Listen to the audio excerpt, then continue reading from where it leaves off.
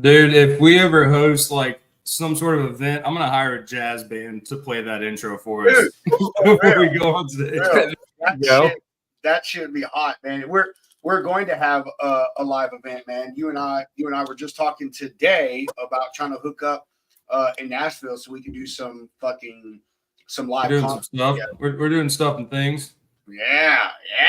So what it do? What it do, beautiful people? Appreciate y'all At tuning in. Thursday. Yeah, join us in the lounge on this Thirsty Thursday. We have Mr. Matt Clark here with us.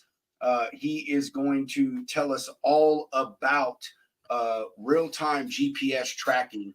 I'm not going to give too much away. Matt and I have talked pretty extensively the other morning for well over an hour, matter of fact, about the impact of this stuff, how the impact of this stuff could have. So we're looking forward to getting in with him. But before we do that, since we're talking about you, Matt, how was your day, bro, Cephas? It was good. Good Thursday. Finishing out the week strong.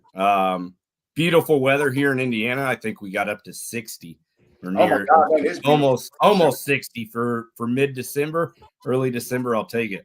But yeah, man, it's been a good week. I've been excited to be with Dr. Dre and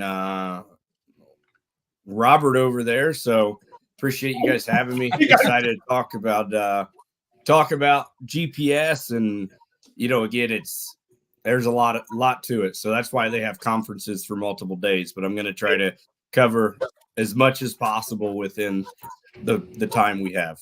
So you could say we're tracking for a good show. Tracking for a good show. There you go. all I gotta say is I want you to tell the Nutella story. Like that shit had me rolling, bro. Oh man, that stuff had me rolling. Oh, there's a lot of good stories, man. I mean, there's people use GPS for different reasons, right? People use it for, and I'll get into this later, but people use it for investigations. People use it for operational efficiencies, so on and so forth. And what I'll get into is expect the unexpected, right? Like there are things that are uncovered that are just straight crazy that people don't see, right? So they're looking to track why their product is bad on the shelf at a retailer. And it's not necessarily bad, the oils separate, whatever. And then come to find out, well, they have a larger problem. They have Johnny, who is a delivery guy, that's now stealing product. And it's like, okay, well, we have a bigger issue. We're trying to figure out what the product is being stored at, right? What are the conditions that the product's being stored at? The humidity level specifically, and temperature level as well. And now we expose that there's internal theft. And it's like, we'd rather not know this, right? So it exposes a lot. There was a trucker down in Texas, actually, Robert's neck of the woods, and he came to us kind of when that Food Safety Modernization Act came alive. And it doesn't really call out specifically what you have to do. You just have to have some type of tracking, right? And so he came, he utilized some devices for temperature monitoring, also obviously location. And because the temperature sensor is so accurate in the device he was using, plus or minus 5.5 degrees Celsius, which is very, very accurate. He was running old trailers during the summer from Texas to California. We all know how hot that is, right? And I mean, the floors were not insulated like the newer reefers, and the walls weren't great. He brought a trailer up to Indy, and it was old. I get it, man. Not every trucking company can afford to have the top of line stuff. But case in point, he's like, I know that, the product's still good. We know the product's still good, but the line on the temperature graphs like this, because, and I said, run your reefer on continuous. I can't do that. I'm already operating on small margins. I can't afford to run this on continuous. Right. And so it just exposes a lot. So I will get into that. But yeah, there's a lot of lot of cool stuff you see, a lot of crazy stuff, and you hit your head and you're like, I never expected to see that, right? Like, definitely heard some horror stories in that, man. You know, getting a load of bread and you can smell the trailer before it even pulls into the lot. Like, yeah, it's nuts, man. You just never know what's going on. Load of chicken, and it's dripping out the back, not because of condensation from the trailer, but because the chicken thawed. Yeah. And I come from the LTL world. I'm get into that a little bit, but just fun fact about burning people's fuel, which isn't yours. Back in the day, in the LTL world, we would hire long haulers for some of the longer runs. We didn't really have freight coming back, right? Like there's not really freight coming out of Florida, South Florida for say, or middle of Florida, but there's a lot of freight going down there, and so you would hire long haulers. And they'd come in there sometimes with reefers. Would be like 100 degrees. We'd kick on their reefer on max, have it backed up to the dock, and it was our hangout chill spot. And the guys would show up and they'd do their pre-check and they'd be like, I know I dropped this and it was full and now it's completely empty. How long this thing run? We're like, we have no idea, So burning precious fuel. So back in the good old days. Love it. Damn it, son. Save some for later, bro. Cephas? Hey, Pedro, how was your day, bro? Mine was good. To touch on your smart ass comment, I delivered a load without a claim for my fucking nursery customer, dude. I did. Did they have to hand unload all that? Yeah, man. I deal with a handful of nurseries, man, and yeah, all of it, all the ones I deal with, it's hand loaded, whether it's plants or trees or the load I posted today. It was Christmas trees. I mean, some places do racks and stuff, but I mean, I don't deal with any of those type of nurseries anymore. So yeah, it's all hand loaded. You know what you need? You need one of those dump stations where it lifts the truck up and points it like a space shuttle. Well, they deliver. They primarily, like this specific one, they got a really cool system going on. So they grow their own stuff, bro. They grow their own stuff and then ship it to their own facilities. The few other growers they use, they're almost primarily dedicated to this customer I have. But my point is all of their stuff goes to their own nursery centers. I'm not going to drop their name, but they're pretty sizable, man. They're all across the fucking South, from California all the way over to Tennessee and stuff. But anyway, they got tons of people there, man. They do this year round, bro. You know what I mean? And they got not to the science. Not trying to sound messed up, but I mean, I'm going to say this, and everybody knows it's true. But dude, they got a team of Mexicans, working there, bro. That as soon as the truck pulls in, they jump on this truck and freaking attack this thing, literally, devise a human chain and just unload this shit, piece by piece. A guy asked me on LinkedIn earlier, he's like, hey, how long is load time? And I actually looked it up. He's like, hey. And I was like, oh, dude, an hour and a half to load and 2 hours and 5 minutes to unload. And I mean, if you know anything about the plant and the nursery side of logistics, like that's stellar ass load time, bro. Like, I've got another nursery, or I should say a grower customer, and it's minimum 3 hours. I literally had to put it on my rate con, because dude, I was just accumulating detention like a son of a bitch every time, dude, because it normally takes them about 4 hours. So I was like, well, I'll say 3 hours, and then I only have to pay an hour detention. Sounds like a shitty thing for a broker to do, but it's not. This customer, they're actually a very small business. And if you know anything about nursery and plant industry and logistics, like a lot of other things, their margins are very, very small. They sell on a bulk quantity. My customer specifically only adds 10% of the order on as a freight charge. So sometimes he even loses money. But anyway, yeah. So how many Christmas trees were on that load? Like how many do you fit on a 53?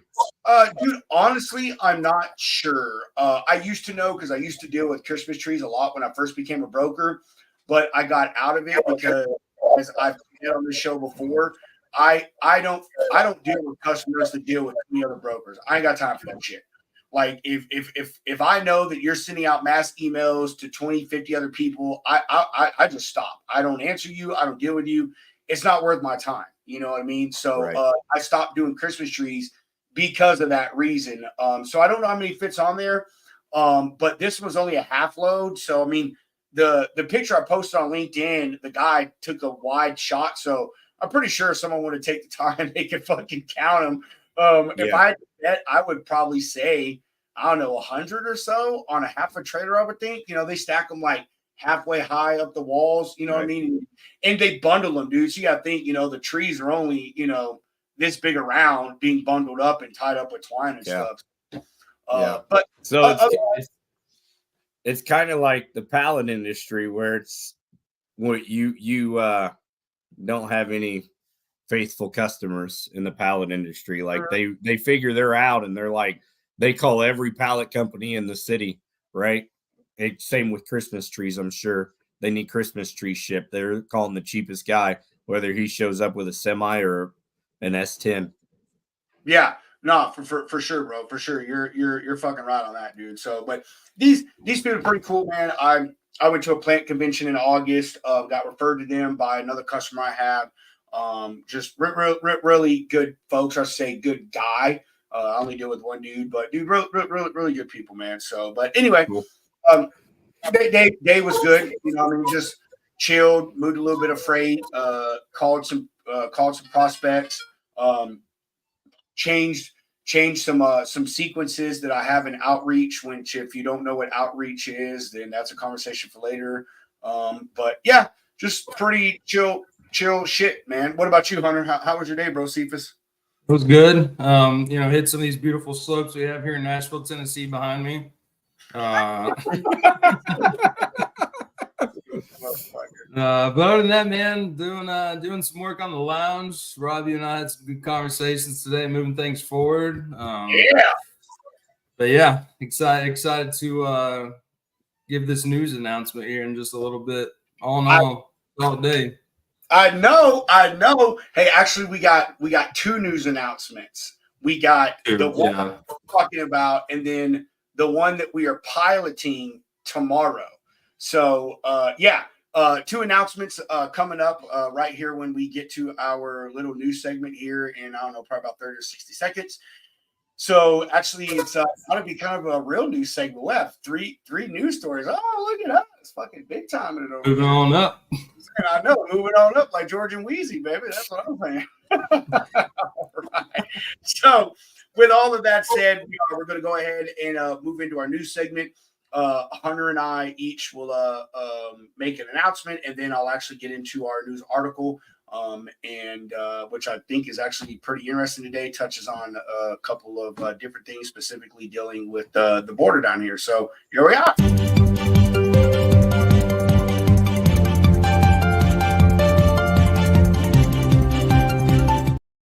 Bing, bing, bing, bing.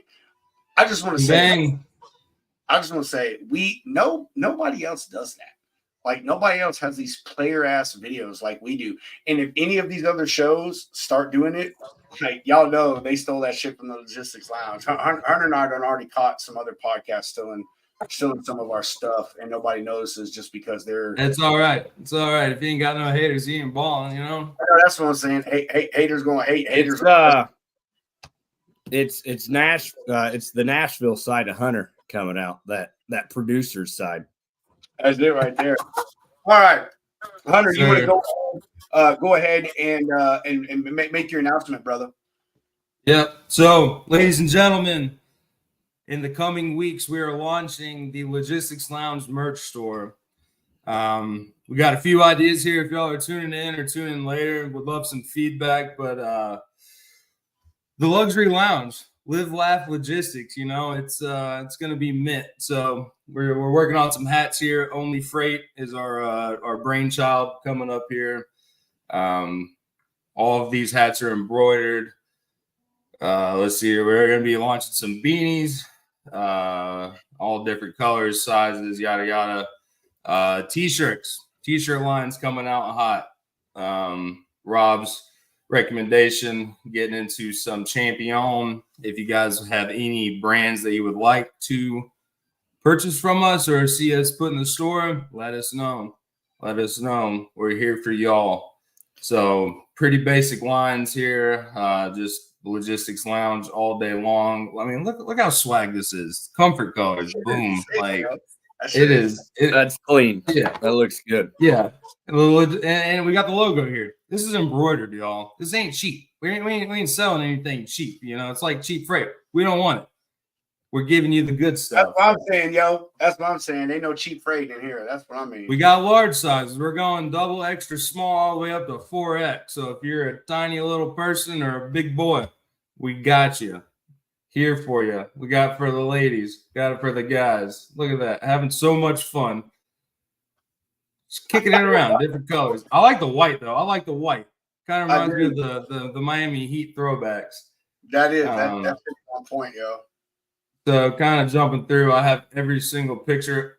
Only Freight coffee mugs. If you want to get a good rise on Monday morning, get yourself an Only Freight coffee mug. That's right. In three sizes. Matt would like to, huh? I said, yeah, dude, in 3 sizes, bro. Like we even got a 20 ounce. Yeah, I think we. Come on. Yeah, I think we got the 10 ounce, the 13 ounce, 15 ounce, and then the 20 ounce. So whether you're just a enjoyer of coffee or you're an absolute addict, we got you covered because it's Only Freight, you know, just like it's only coffee. So we will be making some announcements here soon. Like I said, give us any feedback. We're working on the store right now and looking forward to bringing some good merch to y'all. Man, for sure, bro. I love that, dude. Like that shit is gonna be amazing, man. I told you as soon as we're done with the show, Hunter, you got to stay in the studio, and I'm gonna put in an order like tonight, dude, for you and I to like get some shirts and shit, bro. My treat on the real, bro. That's what's up. You best believe I'm about to give my grandma an Only Freight coffee mug. Dude, that Only Freight is sick, bro. That is gonna be so freaking sick, dude. I love it. And if you're offended by that, not sorry.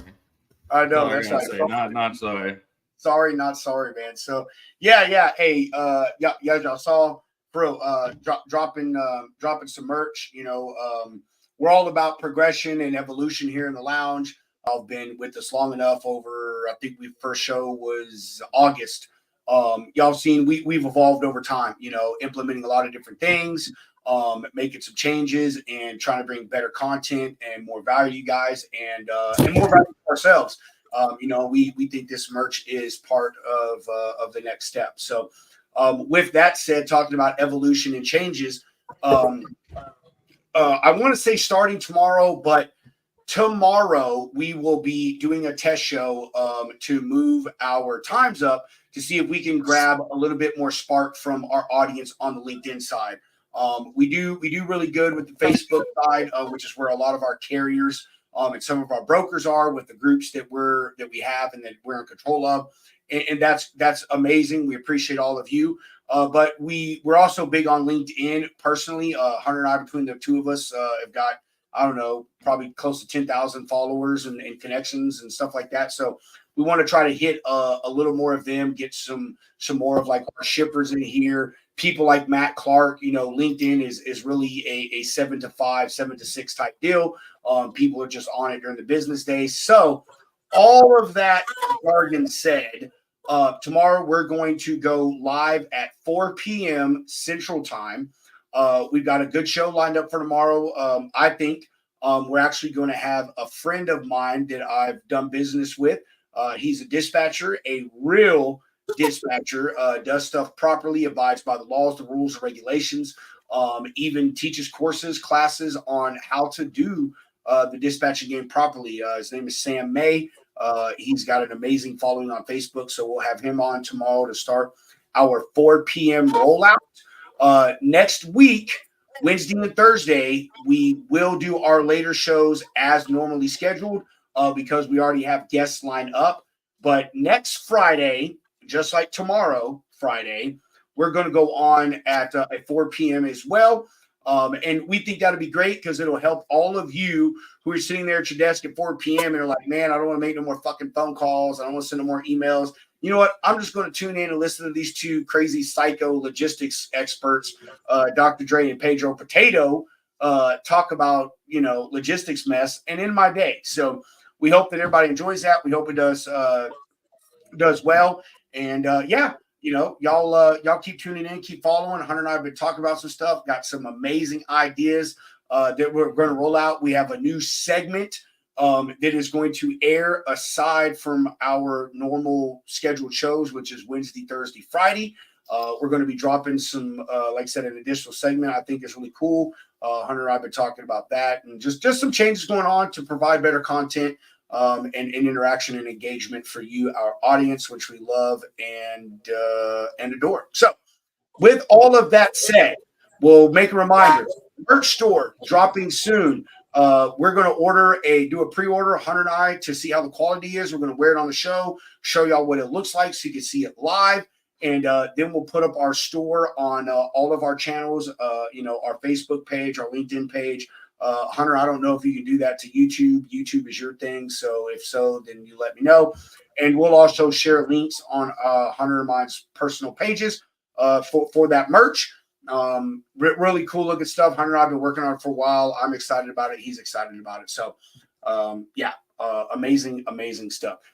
We'll go ahead right now, and I'm going to get into to our news article here. Something that I feel is it's pretty informative to you drivers out there specifically.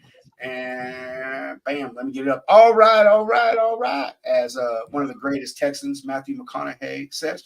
All right, as you can see on the screen, Texas border wait times have spiked as CBP, which is Custom and Border Patrol agents, have moved on to immigration duties.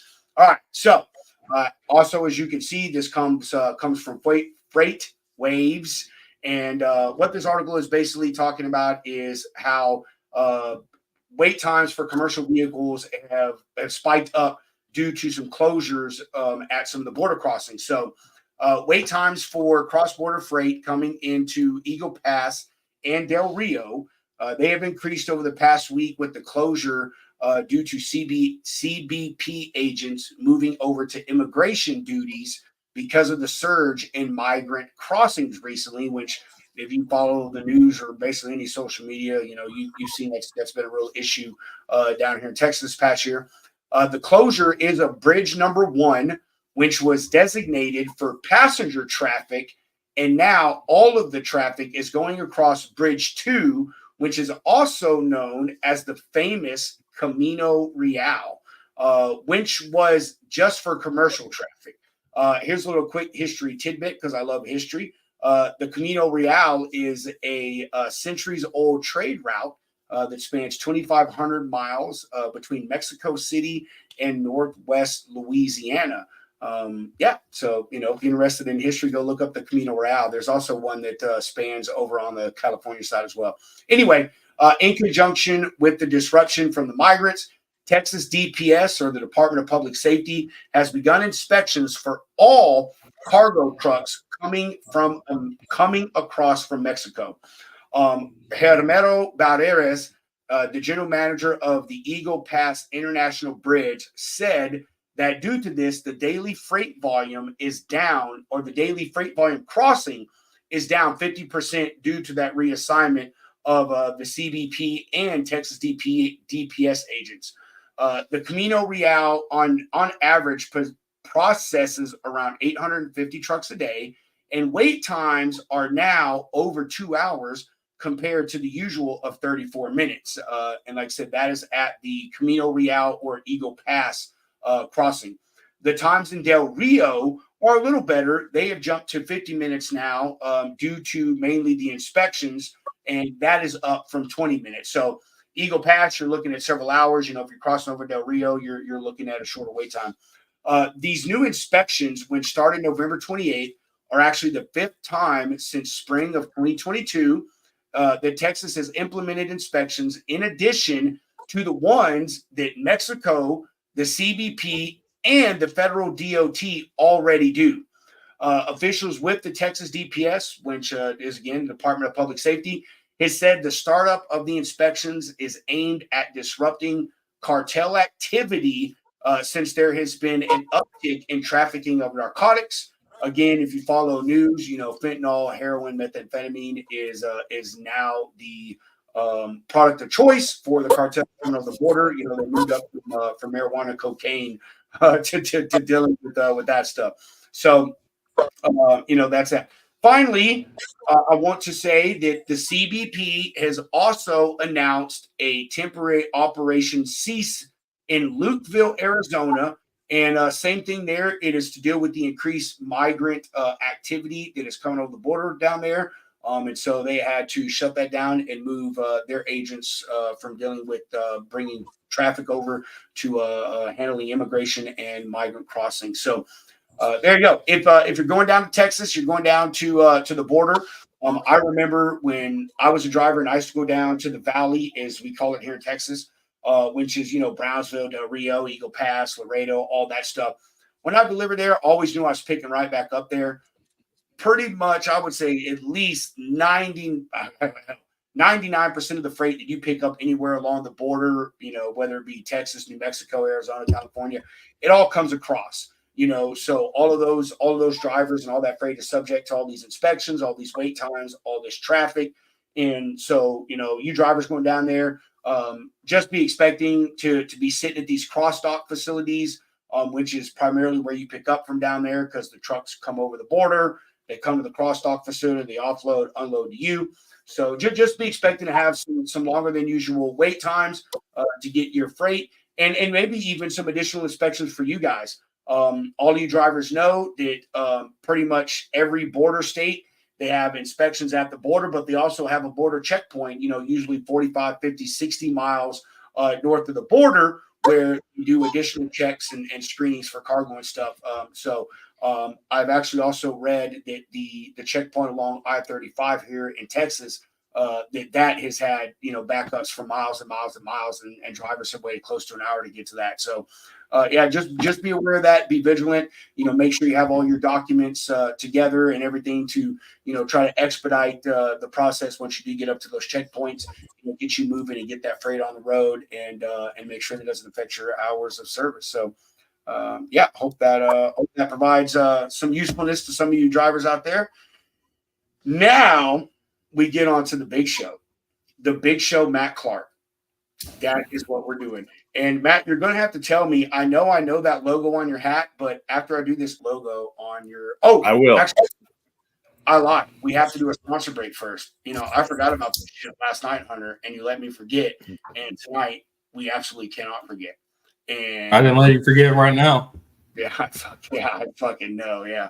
All right. Anyway, so our number one sponsor, our very first sponsor, AccuBid Pro, with that amazing app that we talk about every single show for you lease and owner operators, help you guys and gals keep track of those expenses, learn that cost per mile, teach you to bid better on your freight, create more revenue, which eventually will create more profit. Don't be a victim of cheap freight anymore. Take back control. These are turbulent times for the transportation industry, with companies merging or even closing their doors. Whether you're going out on your own or leasing on with a new company, know your operating costs. Look out for you and bid better with AccuBid Pro.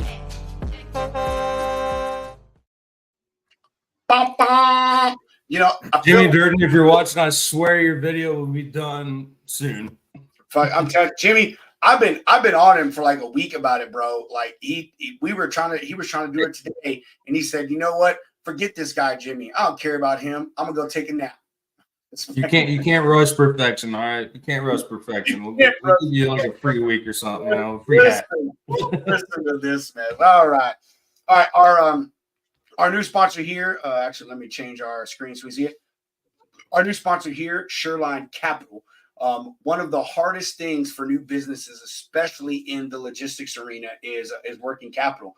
A lot of companies, really spanning all industries, their terms are usually net 30, net 45, net 60. And a lot of companies, especially carriers and brokers, they cannot wait that long to get that money into their bank account. They need that to keep that capital, to keep bills paid and keep things function properly. And that's what Shoreline Capital does.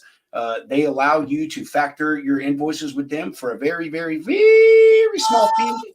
And I'm being very, very honest about that. Clint does his best to beat every other factoring company's fee out there. They have amazing service. Clint, Nick, and the rest of their team are just fantastic people. We actually will have him on next week. So please tune in if you got some questions about factoring, or if you want to learn more about Shoreline.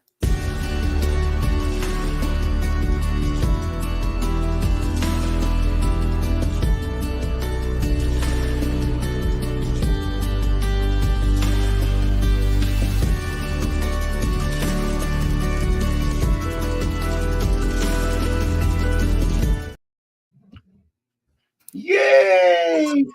Love that, dude. I freaking love that. I'm telling you, I spent some time on that video. I feel like I need to extend it a little bit, though. I'll tell you that. I'm probably going to work on that tomorrow. All right. Anyway, here we are. We're going to get to the man, the myth, the legend, Mr. Matt Clark. Oh, shit. Dude. Matt, I'm sorry, bro. I'm messing up, man. I totally forgot to upload your intro video. Give me 30 seconds. You're good. Everybody's still acts surprised. It's just delayed. Technical difficulties. I did, dude. I uploaded it earlier, and I was like, man, I don't like the flow of that. Let me go edit like 2 things, and I forgot to upload it. So, all right, here we go. The man, the myth, the legend, Matt Clark.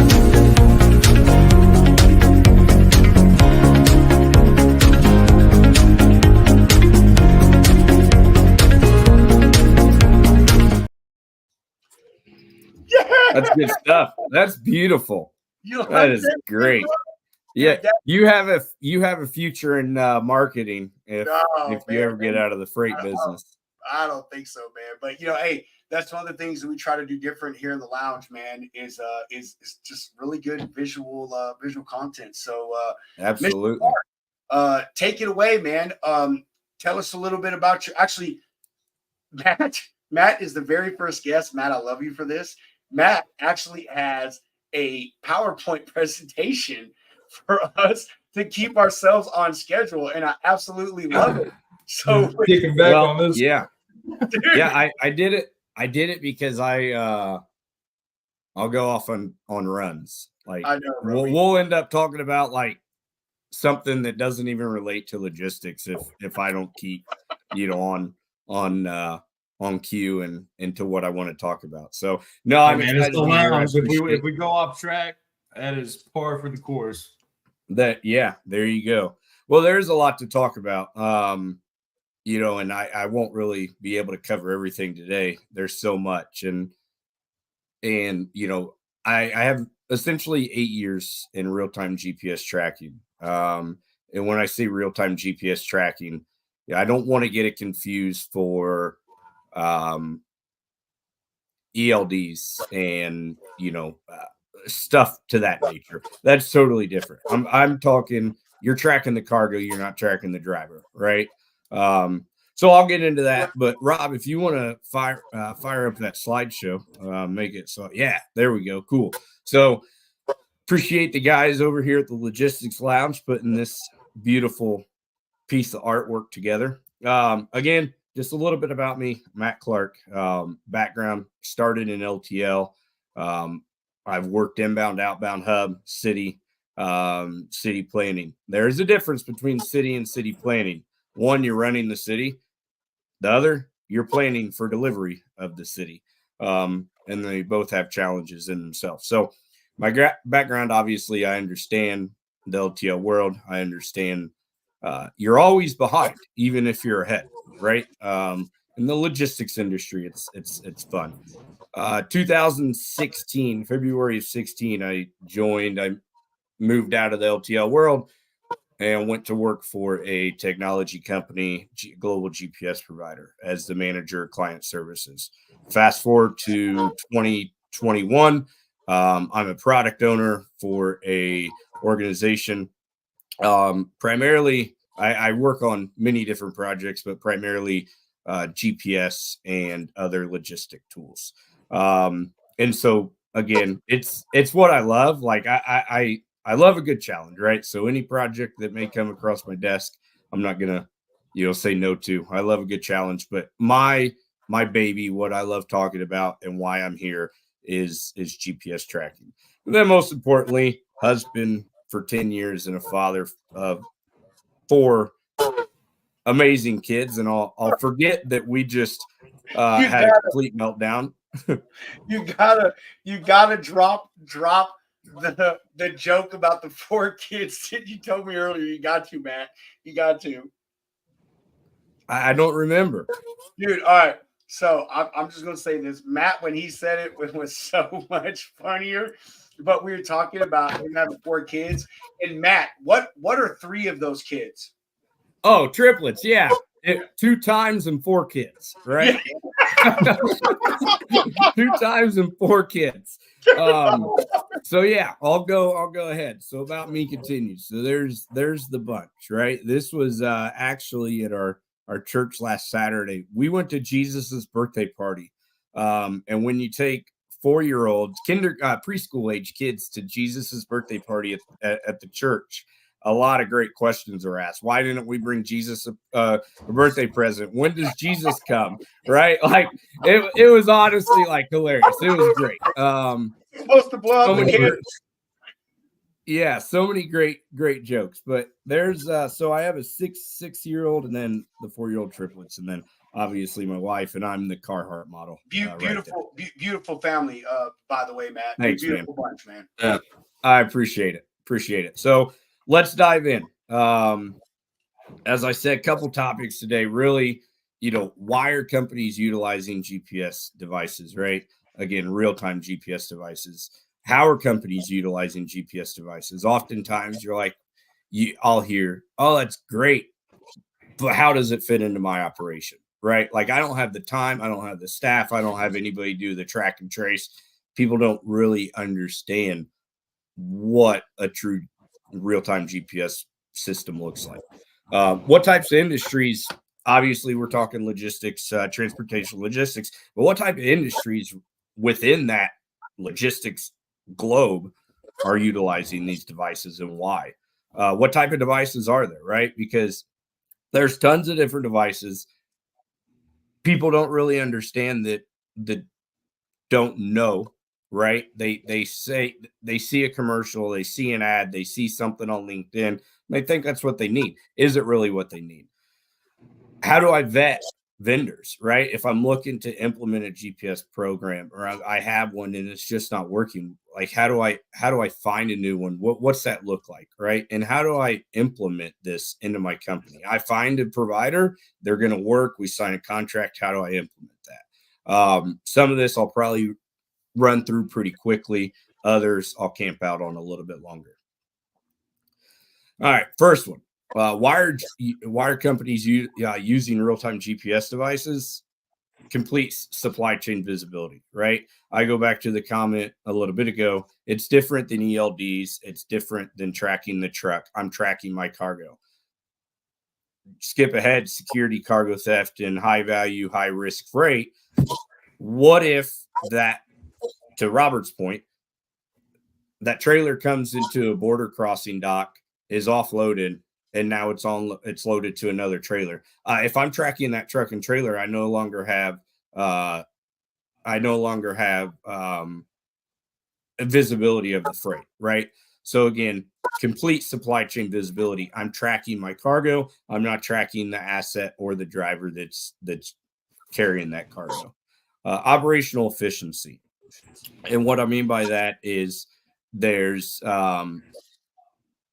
different items that you can get, right? And again, you're not tracking the driver per se, but operational efficiencies to ensure that we're moving cargo efficiently, right? Is it being handled too many times? Can we reduce the amount of time that it's being handled? If so, it's probably going to save us on some freight claims as well. So there's, again, multiple reasons and how it impacts operational efficiency. Real-time notifications. I'll say this, there's a whole suite of real-time notifications depending on the vendor you're utilizing, but that allows you as the customer, you as the shipper, you as whomever, to make a swift decision and a resolution to that real-time notification, whatever it may be, right? Again, I covered security, cargo theft, prevention, and high risk, high value freight, HRHV. Gotta love it. Gotta love in the freight days when they put that tape around the pallet and you're like, that's a sign to say, it's like when they put the cones on top of the freight, you guys know, that says do not stack. What do? You stack on that pallet, right? You wrap it in tape that says high value, or high risk, high value freight. Like, so cargo theft is in an all-time high. It's crazy. And I'll get into that later. Seen a lot of theft rings out there, and sorry. Were you saying something, Dr. Dre? Yeah, no, I was saying, you're seeing like a lot of theft rings now. Like, I know one just got busted in Chicago. Memphis has been real bad for like trains rail cars getting broke into. It's pretty wild, man. A lot of it's like insider stuff, but still, like RFIDs and whatnot. It's you got to know where your freight is, like you said. Yeah, it's really wild. And so if you tie that to complete supply chain visibility, if a load leaves out of Chicago and it's destined for Miami and it stops in Nashville and it's offloading, they'll hold it for a couple of days if it is going to be, part of a cargo theft, to see if anybody responds. And so again, I don't want anybody to walk away thinking that if they utilize real-time GPS that they're going to solve all their problems. But I will say this, it is a layer, right? And it's a multi-layer to prevent cargo theft, and real-time GPS is definitely a layer. And this is not part of my slide, and I'm just going to say this is when I'm traveling, I cannot believe how many trailers are running down the road with plastic seals. I'm blown away. Cargo theft is at an all-time high, and you got a plastic seal on it. No lock, no nothing, a plastic seal. And so if they don't want to pay $50 for a bolt seal, or you can go get an alloy lock that are pretty tough locks. They're harder to cut than a bolt seal, but even a bolt seal is gonna deter somebody away from it. But a plastic seal, come on, man, it takes 2 seconds to pop it. And you think that driver, when he gets back out from the truck stop using the bathroom and getting fuel, is going to make sure his seal's still on? Absolutely not. No. And so, again, I don't want people to take this as this is the one and only solution. Again, just to cargo theft, this is going to be a layer. Loss prevention investigations. Well, how does that really fit into logistics? It absolutely fits into logistics because, as Dr. Dre said, it's a lot of inside jobs. It's a lot of inside jobs at trucking companies between dock workers, a manager, a driver, whomever, that are stealing pallets of freight and they're selling it on eBay. They're selling it on Marketplace, right? And so if you're running a loss prevention investigation, you can utilize these devices to see where where this freight is going. And you may send 50 pallets with 50 devices and you may not get any hits. And it's something that you got to be tied to and you got to be committed to it. So there's definitely, as you all are aware, there's loss prevention security folks in large organizations, logistics organizations, trucking companies that run different types of operations. Product integrity and quality. Again, if I'm shipping blueberries, I want to make sure they're maintained for temperature, right? I want to make sure that the frozen chicken is still frozen when it gets there. But even more so, I want to know in transit at Nashville, Tennessee, when that reefer died up in Louisville, that now the temperature's out, down. So, in real time. So again, product integrity, quality. I want to make sure that my product is safe and it's what, I'm keeping my branding. Detention pay. People don't think about this. They really don't, but detention pay. So there are, again, depending on the system you're using, there are generally different types of alerts, background alerts, if you will, that you can set up. So when Rob gets to the Christmas tree farm, it's going to mark it in the system that that driver arrived at 8 a.m. And then when he leaves at noon, it marks in the system that he left at noon, and it sends a pretty report that this sat here, because again, it's embedded. You're putting it in the cargo. It was there for 4 hours, and now you can use that as proof that you sat there for 4 hours when you're billing detention pay. There's no arguing it, right? Or again, on the backside, if I'm getting to a destination and I'm told my appointment's at noon, how many times have you shown up for your appointment late and they refuse you or they charge you and you got to come back the next day?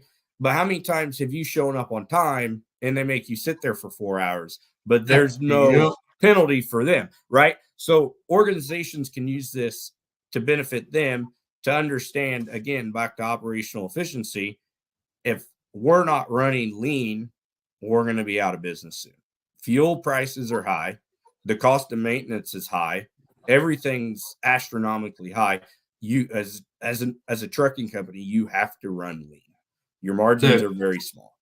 100%, man. And to your point, like, so, as Dr. Dre, like, I've been, dude, in a perfect world, every single driver in America would communicate with every single issue right when it happens. They would be, just, hey, man, a simple text. That doesn't happen. But to your point, man, like, if a driver does show up, and even I've been into issues, man, if a driver shows up on time, or, if you're dealing with someone who's using a third-party warehouse and they have 5 different warehouses that they're using to ship out of, and they get, one person can mess up and they end up going on this little wild goose hunt. Like, you really don't have any leg to stand on, like, no. And especially in the drayage industry, and shout out to Henry Sheldon at RMS. We're gonna have him back on soon, but that's one thing he's working on is tracking for container freight, which I believe is such a necessity, because I don't know if you've ever dealt in that realm, Matt, but like, accessorials are the death of you. A driver can say, yeah, man, we're gonna pre-pull this. Oh yeah, there's port congestion fees and detention and layover, yada yada yada, or waiting time, like, but it's you have no true way to prove that. And if you come back to your customer saying like, yeah, this driver got caught up, yada yada yada, like, they're just going to think you're blowing smoke up their ass, because in that side of the world, unless you have like a really good company you're working with, and some people do offer lifetime tracking, but it's usually a day or two after. And if you're wanting that approval, you need to get that, at least within the day. Within the day, because it's like, it just seems like you're kind of hustling them. But that's a great point, man, because like, to your point, you can show up late, and obviously there's no excuse for that. But if you got a driver that actually shows up on time, but that shipper or receiver overbooks, or they work someone in because they got a silver tongue driver that's like, with their water gun, quote unquote, like, if you don't get me in my here, time. Yeah. Like, you're just kind of up shit's creek, and then 2 weeks later, they're like, oh yeah, come back in 2 weeks. That sucks. Right. Yeah. So like, without that actual visual proof, like, and like, you have nothing. It is such a benefit though to drivers or any transportation company, because that not only helps like with your case, because you can't argue against facts. Like, if you're showing, yeah, my driver was here, this is what happened, like, you can't argue that. But like, it's the integrity of it all, that would build such a great reputation. If I talk to a carrier that was like, yeah, we will track everything live time, you'll get updates on the hour, hell yeah, I will pay you extra. Like, so whatever you need, because I know my job's going to get done, and it makes things so much easier. Before we move on, I want to touch on the last 2 parts of this, which is the product integrity part and the detention pay. So actually just had an issue where I don't know. I think it was maybe a month ago, but I have a customer. They're vertical farming. If you don't know what that is, I'm not going to explain it. Just go look the shit up. Vertical farming. I have a customer that's a vertical farmer, and all of their stuff is reefer freight. They don't put temp sensors in everything, but certain loads they do. Well, one load, most of the time, it is new product rollouts. When they get a new customer, they put a recorder in there, do all the tracking and stuff like that. I had one not too long ago where it was a 2-stop load, and it was in the Bronx. I do this load really pretty frequently with them. This one specifically, they added a new product to the load. They wanted to track everything. One of the receivers was a Cisco, and the other one is a Whole Foods. And these two places in the Bronx, I think, are like 3, 4, 5 miles apart, bro. It's fucking nothing. Well, the guy gets to the first stop, which is the Cisco or maybe the Whole Foods. I don't know, whatever. Gets to the first stop, unloads, everything's good. Guy goes to the next stop, unloads everything, doesn't say anything to us, sends us to BOL, and they rejected the load. And it was because the temp rose from 34 degrees to 60 something degrees in the course of a few miles. Now, this sounds, crazy, but if you're a reefer driver or if you've ever dealt with reefer freight, this easily can happen. There are receivers that when you bump the dock and you're a reefer driver, they say, hey, we want you to turn off the reefer. Why? I really don't know. Even if their dock is refrigerated, it just doesn't make sense to me. But regardless, the driver turned off the reefer. When he pulled out, he forgot to turn the reefer back on. He tried telling us, oh, nothing happened. My reefer was never turned off, so forth, so on. Everything was fine, blase, blase. Well, the customer had a temp recorder in here and a GPS thing. When the guy left the first stop, he went 5 miles the opposite direction, stopped at a restaurant, got something to eat, and then went to the second delivery. Now, this span was only, 30, 40 minutes, whatever. Within that time, his reefer was off and he didn't know it. Got to the final delivery and the temperature spiked. They rejected that part of the load. It was 3 pallets. Again, my customer's a vertical farmer. These guys deal in high-end products. The process that they do to grow this product is not cheap. And I just told you it goes to Whole Foods and Cisco. So let that tell you like the level of people that they're dealing with in a product. Point is, driver tried saying, oh, my reefer's never shut off. I left the stop. The one drop went directly to the other drop, blase, blase, blase. Well, when the customer pulled the data, and us as well, we use macro point. So not the same as GPS, which I love that we're touching on this because there is a big difference between the cell phone tracking and the actual GPS tracking that Matt is talking about. But we were able to correlate the data from both our macro point and their GPS and temp recorder and figure out all the stuff that I told you. Like I said, he told us, I left, I went here, that's the deal. Reefer never was turned off, blase, blase. But because they had a temp recorder / GPS tracker in the freight hidden within the pallet that was wrapped, they were able to track and see everything that went on, not real time because they weren't watching it, but it unfolded real time in the data that they were able to pull from that tracker. And their insurance companies is saying, hey, oh, we're not going to pay this claim, so forth, so on. Like you don't have the evidence. The driver says this. And I was like, oh, well, let me show you this shit real quick. And dude, I dropped this data on him. Hey, look, minute by minute, this is what freaking happened. There is no arguing with this data. Like there's not. This is proven. And we ended up winning the claim the very next day. We presented them with the evidence. Hey, this is what happened. And they didn't have a damn foot to stand on. So yeah, you usually don't. It's once you have that data, it's usually pretty straightforward. It's cut and dry, right? It is. It's black and white. There's no gray area of what really happened. And that's what but back to don't know what the device is. Don't really need to know. I'd be interested. I'm theoretically would be interested to know if whomever owns the device and manages it received a real-time notification.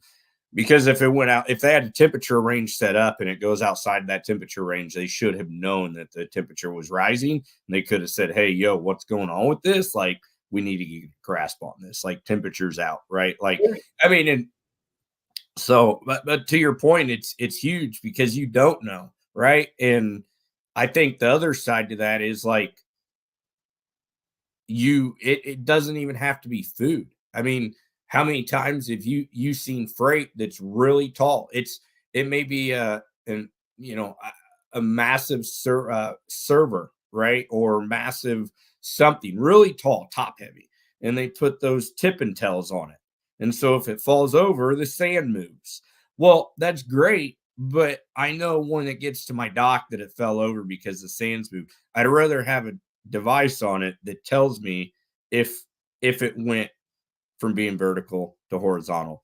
So like again, it's more than food. It's really whatever you're wanting to monitor. But that's a great story. That's proof in the pudding that your macro point doesn't tell you this information, but the device embedded that's tracking, say, every 30 seconds or 1 minute or 5 minutes does provide that level of visibility.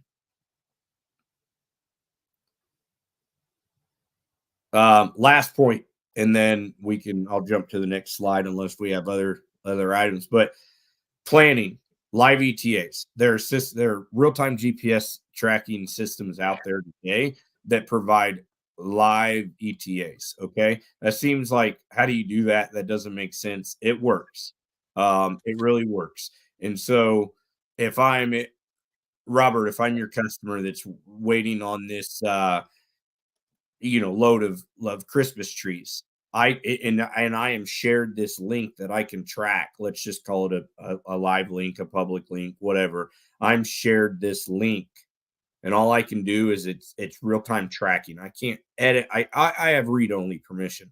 I can see where it's at, and I can see it's going to be here at 10:05, right? And so now I have my crew prepared and staged for this load versus being told by the courier or the carrier that it's going to be 10 o'clock, and they only know that because that's what time their driver said he'll be there. But the driver forgot to call an update that he's sitting at Denny's eating breakfast. So again, live ETAs, they work, they're great. And so it's fantastic.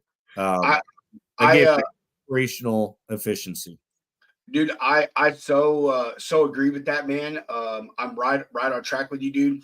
Like I said, we use macro point here, which is dependent on cell phone signal and all that blasé stuff. But we use that to do exactly what you say, to get ETAs, and also to correlate with what the carrier is telling us is their ETA with what we can see as the actual ETA. They say, hey, I'm 5 hours out, and we pull up my macro point, which this has happened to me 1,000 times. And again, not the same thing as the GPS. I really think the GPS is much better. But point being is, we've looked, I'm 5 hours out. And it's like, no, bro, you're 6 hours and 45 minutes out. And again, there can be a lag because that is run on cell signal. But when they're in like a good area, they're in South Florida, you know what I mean? Miami, West Palm Beach, where there's good signal, you know what I mean? It's like, dude, there's no excuse for that. Like, you're supposed to be in Miami. I see your asses in Orlando. You know what I mean? Yeah. So, right.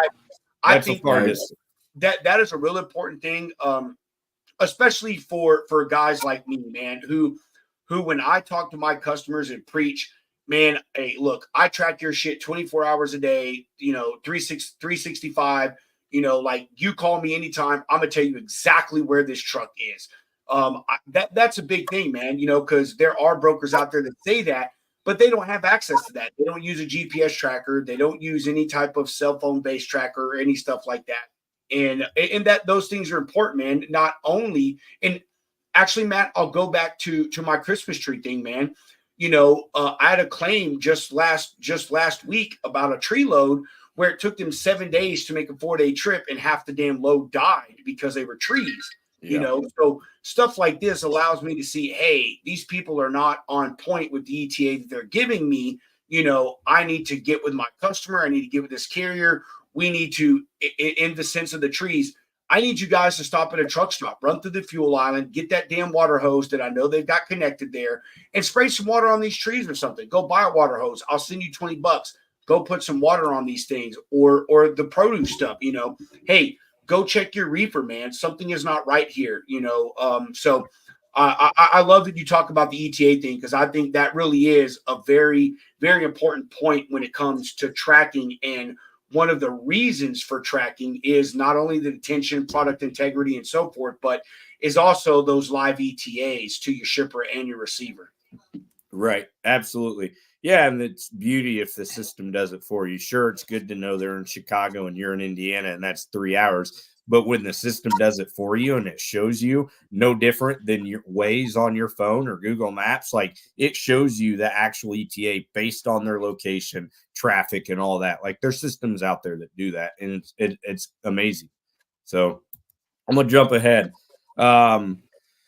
So how are companies using real-time GPS? Without getting into the weeds, because you never know who's listening. Again, these are independent devices, right? There's a device right here. That's how big it is.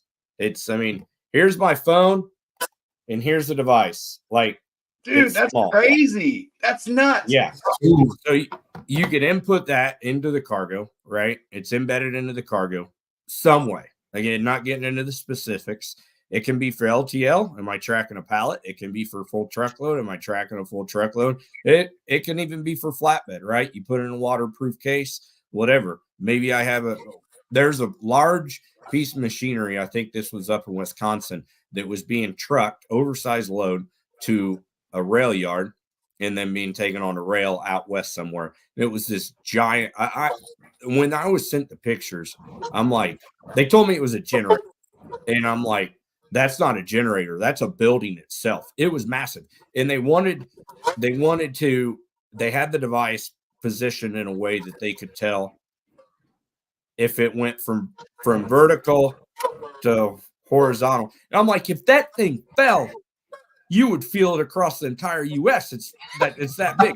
Like, who cares at that point? Like, everyone around is going to die in this giant sinkhole because this thing. So it was massive. But again, it can be for rail, air. Again, it really a lot of different paths. Go ahead, Matt. I'm sorry. So they have ones that are gyroscopic, which, you know, if for anybody out there that doesn't know, that's what Matt is talking about. Is if the load shifts in a certain degree or angle or G-force, it's gyroscopic. They have ones out there that measure like gyroscopic and G-forces. Yeah, they do have ones that measure G-forces. They have ones that measure like the tilt, right? They can. So, I mean, there's devices out there that have those built-in different types of sensors, and they work great. Yeah, and they know, when it was given the old Conway crunch on an LTL dock at 3:00 in the morning, right? The G's, it's sitting idle in the G's. Conway crunch. We're so going to use it. Hey, TM, patent pending, whatever you want to say. Conway crunch by Matt Clark. So, again, they're embedded. I can't stress it enough. We're not tracking the driver. Privacy laws, so on and so forth. The driver doesn't want to be tracked, rightfully so. Again, I don't own the truck. The carrier does. At this point, I'm a fruits and vegetable farmer, right? I want to track my product. It's embedded some way inside the cargo. Again, single carton, right? Is it going on a courier? Depending on what it is. Is it a watch that's a $30,000 watch? And because of the value, we want to be ensure that it's getting to destination safely. It can be on the outside of a single carton, right? Again, multiple ways that people are utilizing these. Again, they're small. Mounted to large equipment. I kind of covered that. Is it huge piece of equipment that, again, if anybody can track anything, it's kind of funny to me that you're tracking a massive generator.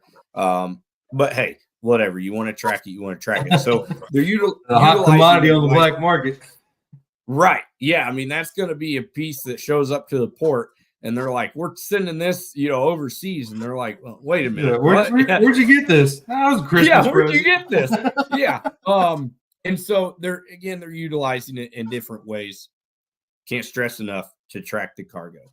The system side, there's different systems out there today, multiple different systems. I'll kind of get into that in the vendor side of it, but they're utilizing primarily for shipment management, right? I want to be notified when it leaves the shipper. I want to be notified when it gets to destination. However, I'm a blueberry farmer. I want to know if my product goes outside of temperature during transit, or I have ice cream, right? Like I want to know if it gets outside of temperature during transit. So I can build rules around the shipment to say between A and B, I want to know if any of these parameters are broken, and then I can get these different notifications. So that's what's called event-based monitoring. And I think that's the biggest takeaway for people is if you don't have a GPS program today and you say it just doesn't fit into our business because I can't afford somebody else to sit there and track and trace. Dr. Dre doesn't have the time. Like no one has the time to do it, right? Like you're waiting for those events. It's your ADT alarm system. Like there's not somebody sitting at ADT to make sure your front door is not being kicked in at 3 a.m. They're responding to an alert. It's your camera system. No one's watching a camera system at a car dealership. They're waiting for an alert. So again, back to event-based monitoring. I want before you moved on, because this is the first I've actually or you've touched on it. But what do you know? Actually, I'm fairly certain you know. What are the average cost of like these devices or a service if there's a service provided with it? You just mentioned that most customers, shippers, whatever, don't have the budget in their cost for that. So what is that? Yeah. Max, touch on that for me real quick. This device right here, I mean, this device right here is going to provide location only, right? It's going to provide location. There's no sensors really inside of it. So a basic level GPS device like that, $125, right? $125, depending on the provider. It may be less, it may be more. 125 is generally pretty average. And then there is a monthly subscription being around $20 a month, again, give or take. There's other devices out there that have, again, tilt detection, G-force, temperature, humidity, pressure, light, all those that can be upwards of $500-$600, but they're providing a lot more information. They're a lot bigger. The battery's a lot larger, but they're providing more information. And those generally, since they have sensors, they may run, a monthly fee of $28, $25, $35. It really depends on, but here's the kicker is what I always stress to people is if you're paying $20 a month and all you care about is position, let's keep this easy for conversation purposes. You're paying $20 a month for a device, right? You bought the device. That's your upfront cost. You're paying $20 a month and you use that in 2 loads. That's $10 a load to be able to track it. You can't tell me that you don't have $10 you can't fix in somewhere. Like, Dude, this is the point I was about to bring up. Like the lifespan on these things, I mean, shit, it has to be what? I've seen devices that are still operating as new at 5 and 6 years old. Perfect. And dude, like you got to think like you track like that, and then coming back to like from a carrier standpoint, this does nothing to help you out. So a small investment to save you from let's say you're dealing with a claim of sometimes hundreds of thousands of dollars. If you're moving seafood, it can get upwards of millions of dollars, and then you're dealing with insurance, yada yada yada. If you have this tracking, and it's there, and you can just be like, oh, simple email, boom.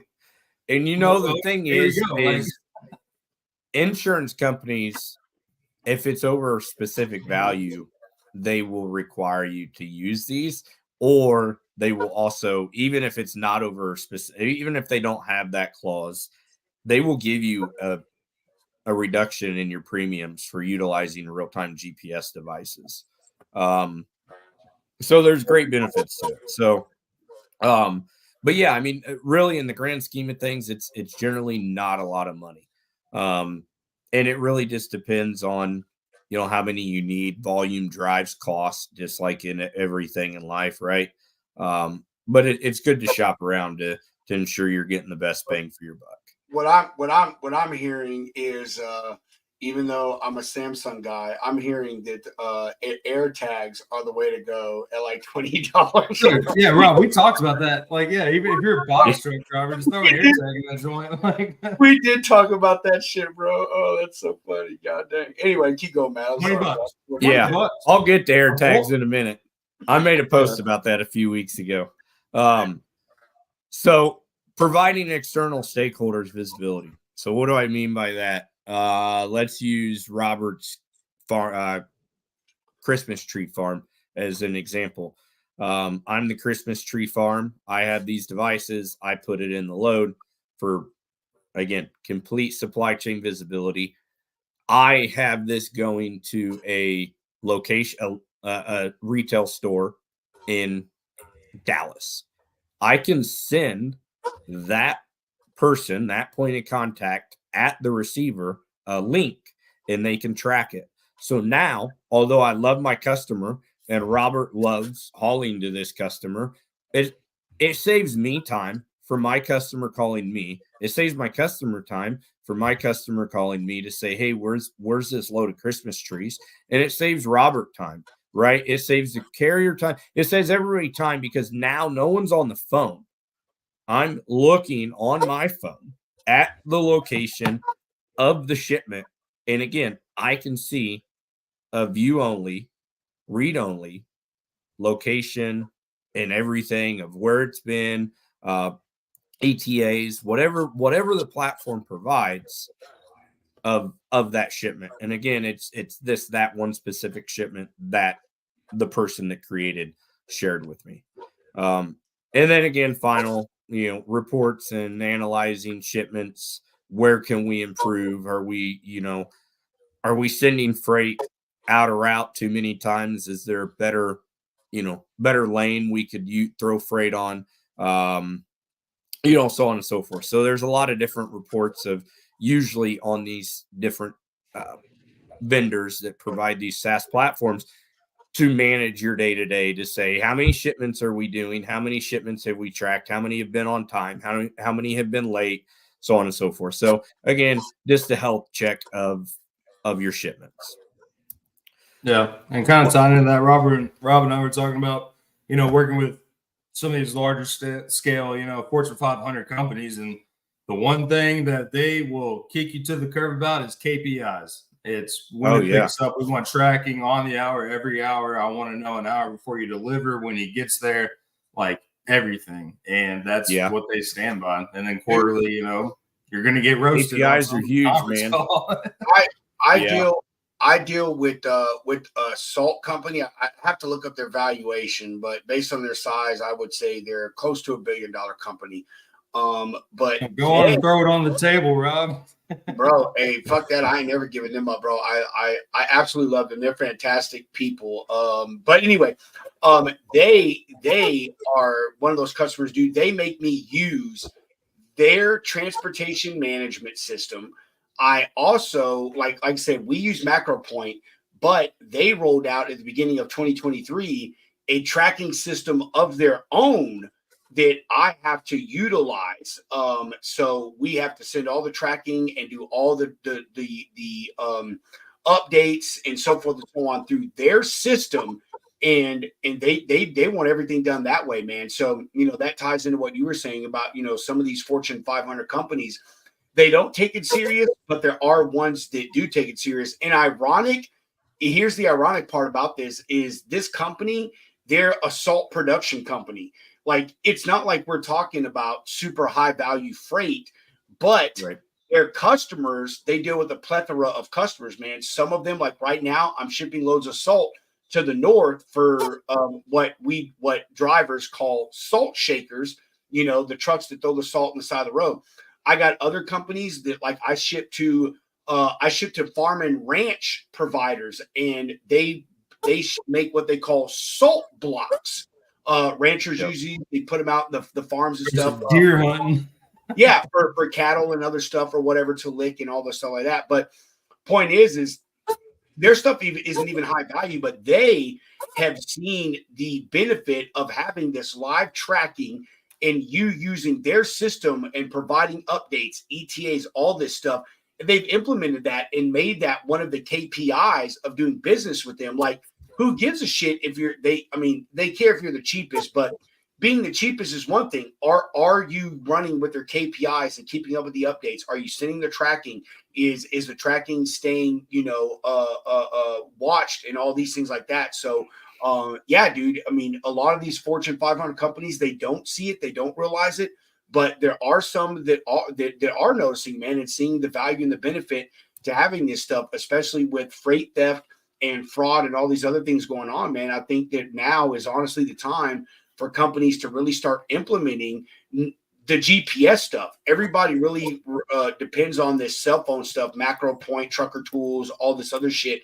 And I really think these GPS devices add a layer of security and visibility that the others don't, with the things. Yeah. I mean, dude, I honestly, man, people need to take a little page out of the book of LTL carriers. Like, their tracking is not 100% up to date. However, you can see when it gets picked up, because they scan the code, they scan the BOL, when it gets to that one, hub, and then, when it's leaving that hub and, the tracking time, it's like I was telling Matt earlier, it's a lot easier to show a customer what's going on rather than trying to explain it, because you and I both know there's nothing worse than being in the middle of the swamp on like a Tuesday and you got a customer bitching at you about one pallet coming across the country, and you have no idea what's going on, so it's it just makes it a little bit easier, because then like it's proof, like you're not bullshitting them, because in this world of the COVID crusaders are just some of the scummier people out in this industry, like they're gonna give you the runaround, and I'm with you. Because you think you're gonna be clever and try to talk it down, but in the back of their mind they're like, oh, this kid's just trying to cover his ass, like, where's my shit? But if it's right in front of you, man, it's there. But hey, another thing I was talking to Matt about is and I just reached out to him, is Henry Sheldon with FMS, dude. Yeah, man, that's a good idea. Yeah, dude, because like what Matt was touching on, man, like showing up and proving your times, yada yada, dude. That will change the drayage industry forever. Like, I think people like Knight do some good tracking. I did some work with them out of Long Beach, and some boutique carriers, I guess you could call them, here and there, provide really good business, really significant updates. But dude, some of these smaller cats, man, like, and those are the guys I like to work with, like it could be one dude or it could be a guy that has 15 trucks. You give me that tracking, I will give you all the freight in the world, because you're giving me quality service, you're giving me quality rates, and if you can provide me tracking, I will make you a millionaire overnight, just about. Like, and it makes a difference. The smaller companies are easier to deal with. Yeah, dude, and like everybody's busy, like, and honestly, people in logistics are inherently lazy on, like, I don't want to go out and be pestering some dude to be like, hey man, where's my stuff at? And he's like, bro, I've been sitting at the shipper for 2 hours. I'm trying to take a nap. My bad. Your dispatcher's not picking up for me, but you got a little block just sitting in your cab, like it's smaller than your phone. Like, it's crazy. It's an investment that would, I could see that just turning revenue over for a lot of these companies out there trying to make a difference. Like, in this industry, like, differentiate yourself, be different, do something that people aren't doing. Don't be a cheap ass spend. You got to spend some money to make some money. And, like you said, at max $500, $600, and then a subscription, it's going to pay for itself. And that's on the high end, right? I mean, there's all different types of devices too. So some are even a lot cheaper than that. It pays for itself in the end. And that's what people don't realize is there's definitely a value in it. I mean, and the thing is the finance department isn't doing all their financial work on Excel because it's free. They're paying for a robust system, right? And operations should be doing the same, right? And so, yeah, to jump into this slide, what types of industries use real-time GPS tracking or devices? And obviously, we're talking about transportation logistics, but 3PLs, and people are like, how do 3PLs? It's a value add, right? Like it's a line item. They can line item it, and they are shipping most of the time. The GPS provider will ship directly to that 3PL customer, the shipper, and then the shipper's placing it in the load, right? And maybe it's a requirement from the 3PL to say, hey, we'd love to have your freight. We're going to work this into the quote, whatever it may be, into the contract. But due to the nature of the product, it's electronics, it's computers, it's whatever, it's important it's in there. So multiple different types of transportation logistics providers use it, again, as a value add. Food and beverage, no brainer. Food and beverage, little side note, if you are interested in cargo theft numbers, follow CargoNet. They're great information. Food and beverage is always one of the top tier items that are stolen in cargo theft. And people think, why? Well, it's easy. It's easy to get rid of. You cannot track a case of energy drinks. You can't track a case of meat. You don't, right? Like it's easy to get rid of. And the sad part is most of the time these guys that are going to steal this, and let's just use security as, for a second, as the reason why I'm using it for the beef that I sell. It gets into the black market and then it's sold to these small mom and pop restaurants. And you think the people that stole this are storing this in a legitimate climate controlled environment? No, it's sitting next to the warm, potato chips or whatever it may be. Like it's not stored in an environment that it's supposed to be at. It's delivered on a reefer, box truck or something to make it look like they're legit. And they are legit. They're legit crooked cargo, theft ring that is selling this to mom and pop grocery stores or restaurants, and people get sick. Retail, obviously, no brainer. Clothes are expensive. Shoes are expensive. Tools, whatever it may be, anything and everything. Manufacturing. Robert, we were talking yesterday and you talked about running up to Plymouth, Indiana, and it made me think of this. I had a customer out of Canada, automotive manufacturing customer, and the racks that they put their car parts in, those things are, I guess, far and few between. They're like pallets. They get pushed in the corner of the building, right? And so as you were saying, you had to take those empty vats up and you'd get full ones in exchange. Well, they were tracking the specific, it was, I forget what, let's say maybe it was for the transmission. I don't know. I could be wrong. But they were tracking those racks because historically speaking, they would get lost. And there was less of those than anything because it was for this one specific part. So they would track them to ensure that they came back. So manufacturing, right? What is my product? I want to track it. And why do I want to track it? Healthcare, pharma, clinical drug trials. Obviously, if we're talking a COVID vaccine, you're wanting to track that for multiple reasons. Security, number one, especially when it came out, right? Security, number one, for the black market, and to make sure that it was transported at the proper temperature throughout transit. Law enforcement, private investigators will obviously work with a lot of these larger organizations on inside cargo theft ring investigations, other investigations, law enforcement gets brought in, they'll use it. They use it. Whether it's, provided by a manufacturer, whether it's provided by an insurance company, whomever, they utilize it to do cargo theft investigations. To Go touch ahead. on that, Matt, I thought you were going to go in a different direction, but Rob and I had actually talked about this like 2 weeks ago.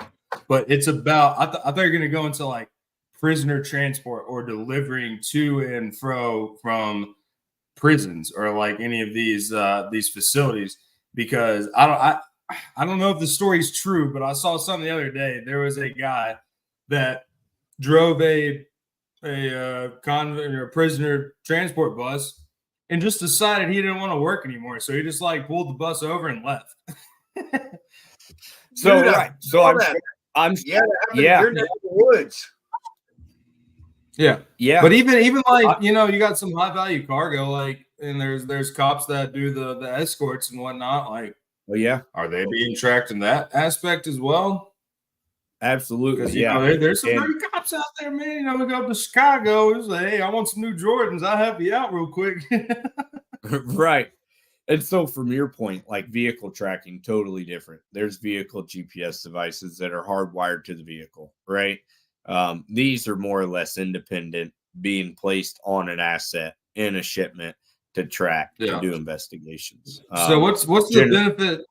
Like for, and sorry to cut you off, but like I meant to bring this up just a minute ago, but like, so say for like a reefer, what's the benefit of having independent compared to hardwire? Because I would imagine like, if they can track certain things, like we're talking like I'm gonna mess these words up, but like the gyroscope, you can measure like G forces. If there's like an accident or something, and that's connected to your reefer, like would that not be more beneficial? No, or like just absolutely. But I don't have, as the blueberry farmer, I may not have access to your trucker's GPS devices, right? And again, I don't want access because I don't care where your truck goes. I want to track my cargo. If I'm tracking your truck and your trailer and my cargo is offloaded onto another truck and trailer, how do I know? okay. I'm still tracking, if this guy's going to Florida, but really my product's going to Canada, right? Like I am more interested in tracking my cargo than I am your driver. Love your driver. Okay, my bad. I didn't realize no. we were still on the. I didn't realize you were the blueberry farmer here. Right. Yeah, but, for sure. And that's generally speaking, like the whole gist of like real-time GPS tracking. I don't care about the truck. I don't care about the trailer. I care about my cargo. At the end of the day, I care about the driver, right? Don't get me wrong, but I'm not tracking the driver. He's not my responsibility. Right. So, yeah. I don't know. This is very interesting though, man. Like it's like I'm thinking from both sides. Like it's absolutely, and it's great questions. Like, it's great questions, and that's what happens, in conversations I have, and it's like people are like, "Oh yeah, we use GPS tracking." I got ELDs, and I'm like, "Yeah, they're updating once an hour or every 2 hours on position." I'm tracking every 2 minutes or every 30 seconds, depending on what it is. Like when I'm calling you as the carrier for a location, you're giving me a location. This dude's somewhere between Indianapolis and Chicago, but really he's almost Indianapolis because it was an hour and 15 minutes ago that you reported a position. So it's not accurate, right? And so I think that brings us into a good point here, like types of devices. Again, everything I'm talking about is independent, not hardwired devices. But there's real-time GPS devices. Again, like the one I'm holding up here, it's going to provide a GPS location, only a GPS location. There's other devices that we talked about that provide other types of environmental data, temperature, light, humidity, pressure, tilt, shock, G-force, so on and so forth. So those are going to be your real-time GPS. Again, everything is reporting based on GPS, position. AirTags and tiles. Those are Bluetooth. Those are great. But from a commercial standpoint, I put this on a LinkedIn post the other day because somebody in Conversation Man or somebody on LinkedIn said, just throw an AirTag in it. That's great if I want to track my wallet. That's great if I want to track my keys. But if I'm tracking something that's important, like that's not a commercial device, right? Yeah. There's GSM only. And I think Robert kind of commented and touched on this. There's GSM only, and there's not a whole lot on the market today. But there are some back in the day that it was triangulation, right? And they could be 15 miles off. That does nobody any good. It's an estimate, but it doesn't. And then tracking drivers' phones. And if you're a courier, every time you scan a package, or it is tracking, your handheld is tracking, right? So there's multiple different. But if you really want to step away from the norm, real-time GPS and independent devices is what I'm talking about.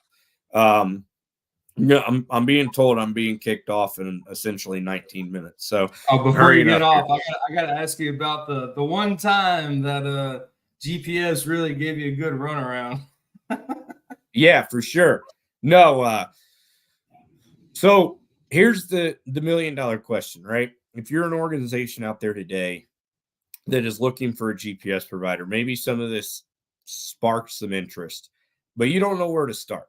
I would definitely say, not part of this slide, Google, LinkedIn, do an RFP, an RFI, RFP, do all that fun stuff, right? But when you get down to that point, you want to ensure that the provider understands your challenges and your expectations. What's your problem statement? And what are you trying to solve, right? If you don't know that, they can't solve your problem. But if you can give them your problem statement and your expectations out of a GPS program, they should be able to support that. If they can't, they may not be, if they don't understand it, they may not be the vendor. Bigger isn't always better. We've talked about this, right? The bigger trucking companies aren't always the best. Some of the best I've dealt with own 5 trucks. They have the best service. They have the best truck. They don't have breakdowns. They aren't late, right? Same with GPS. Bigger isn't always better. Reliability and dependability. Just like a trucking company. Are they reliable? Can you depend on them? When you need them, are they there, right? And so I'll skip ahead. Account and tech support. Go back to tie that to reliability and dependability. If there's an issue, because it's technologies and computers are great when they work, but if there's an issue on the account side or on the technical side, are they there when you need them to be there? What is their SLA, right? If there's an outage, if there's an issue, how quick do they respond? Ask those questions. What are your SLAs? What do they look like? What type of tech support do you offer? Do they understand the industry that I'm serving in? If they don't really understand climate control or, product integrity, ensuring that my blueberries stay fresh, probably not the, again, provider for you. They don't understand your problem statement. Do they really offer what they sell? Or I'm sorry, I wrote this wrong. Do they really sell what they offer? And so if they're saying they're offering you a Cadillac and they show up with, a Ford Pinto, it's a lot different, right? And so I mean that, and kind of what I mean by that is if they're offering different services, are they truly doing that? And so it's important that you hold them to those standards of what they're saying they do. Roadmap for technology. What's their roadmap look like? What are their goals for the future? If they're going to stay static, you probably want to look elsewhere. You want a provider. It's technology. Technology changes often. If we didn't care about changing technology, I would still be using my awesome Razor from like 2011, right? They were never awesome. That screen would go black in 2 days, man. Right. So, all joking aside, you want to ensure, and not that I'm saying that any GPS provider is going to open up the roadmap to you and go, oh, here's what we plan for the next 5 years. But it's good to understand, like, hey, do you have customization to your platform? Like, your platform fits my business 90%, but I need some customization. If they can't customize it a little bit to your needs and it may cost some money, then they're not the ones for you. You also want to make sure like their platform's going to be updated. What have they historically done and what do they have on the roadmap? Like, do they have things planned to follow technology trends to stay up to date? Big one, implementation and training. If you have a vendor that says we hand you the keys and you take over the building, walk away, because I will tell you one thing, you'll fail every single time. And I don't care who the vendor is, I don't care how good the product is, if they don't have an onboarding, an implementation, and a training process, I've seen it time and time and time and time again where customers on board, there's no support, and it fails. And then executives want to know why they invested money into this program and it failed. And generally speaking, it failed because of user error, but user error because of why, right? And so I think those are some good takeaways. Anybody looking for implementing a real-time GPS solution into their business is those questions really. So how do I implement and manage your real-time GPS program into my organization? So we kind of talked about the vendor side of it, but I find a vendor, I want to move forward. We're going to sign a contract. What are next steps? I want to establish a team to manage the product, SMEs, right? Subject matter experts that are they're going to have this day to day that they do now, but they also now have this responsibility internally to manage the GPS program. So at 3:00 in the morning, they're not calling somebody, but that manager that's on shift at 3:00 in the morning also is that SME, right? Or that person, the dispatcher is that, whomever it may be. Establish that team. Make goals. What are your goals? What do you want out of this? If you just say, I want to track my stuff, you're never going to go anywhere, right? You need goals. Everything needs a goal. What's the reasoning behind it? Implementation process led by the SMEs, right? So you want to work with your vendor to onboard this. You want to give training. You want to have a process for implementation. And second, you want employee buy-in. I've seen so many programs that have failed because employees didn't have buy-in. They were told by executives. I made a post about this a couple weeks ago. I don't care if it's GPS. I don't care if it's a new accounting system for your accounting department or dispatch system. If you don't have buy-in from your people, it's going to fail because they're going to go, it doesn't work. Naturally, we're humans. We naturally do that. We find a reason not to have to use something. Employee buy-in. I got training listed here 3 times on purpose. Training, and more training. I've seen organizations have great GPS programs, but they've failed in the long run because as they onboard people, they don't get trained. My recommendation to these organizations was, how many pages do you give this new hire on day number 1? 30? It's part of their new hire packet, right? You're in operations, you learn about this. You may never see this device. You may never experience handling this device, placing it, but if you do come across it, you need to know what it is so that you don't call in a bomb threat and shut down an entire store. You don't call a bomb threat and shut down an entire I won't say the name, hub of a package shipper. But so again, training. Training doesn't stop after implementation. Training continues as you onboard people, and it has to, or else it's going to fail. Periodic reviews and meetings. What's going well? What needs to be improved? Those need to be with management and the SMEs. The people that are the contributors of the organization should be giving that feedback to the SMEs. The SMEs should be giving that feedback to the executives.